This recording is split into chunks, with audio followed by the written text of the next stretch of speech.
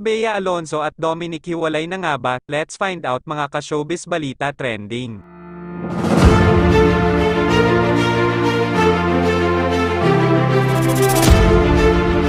Bea Alonzo hindi pa daw handa sa kanilang kasal ni na Dominic at ito ang nga confirmed nga ni Kuya Boy Abanda, kung totoo ngang hiwalay na sila.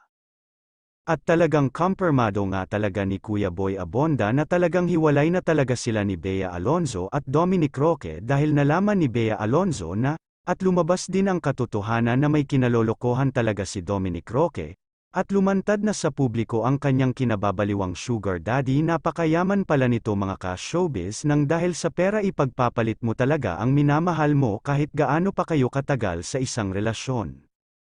Salamat sa iyong panunood kaibigan, please subscribe at i-hit mo na rin ang notification bell para updated ka sa mga i-upload ko.